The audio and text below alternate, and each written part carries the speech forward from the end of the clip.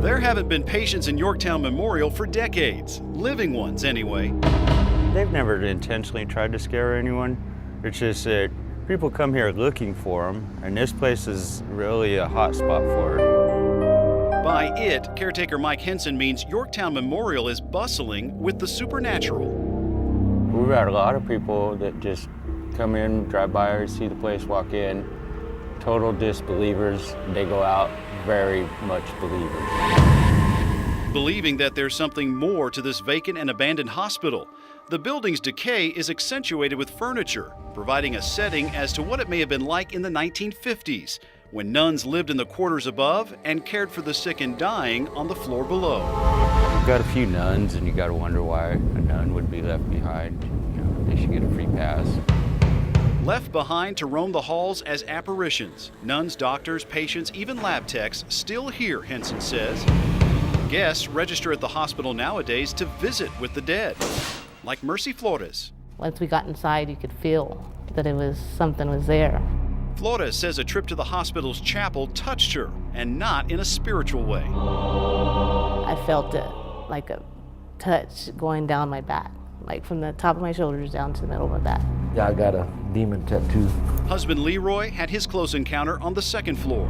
And we seen a shadow on this side of the 2x4s. And not even 5 minutes later, her chair got bumped, like something hit it. It was just like a mist, you know, like a black mist, just right by here. Sometimes the mist takes forms, and Leroy says he's captured it in photographs. He says you can make out a girl's shadow in one picture, and energy orbs like so many soap bubbles appear in others around the couple. I don't like this place at night. That's when the activity is said to peak, and that's when our KINS 5 investigation begins. We started our ghost hunt at the bottom, literally, in the basement, where human blood is said to stain the walls.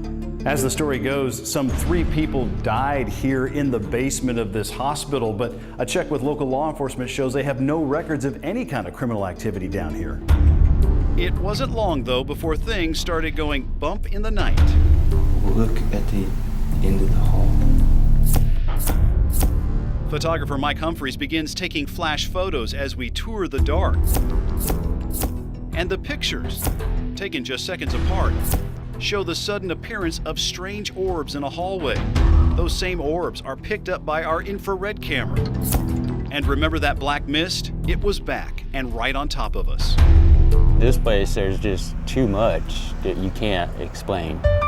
So people would actually come to a facility sometimes to die. Dr. Gordon Barth was born in this hospital and was one of the last doctors to practice medicine here. His father practiced here before him.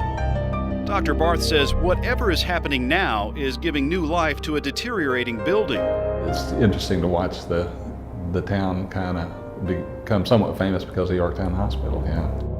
4 years of investigations, nobody's been able to say that they walked out of here empty-handed.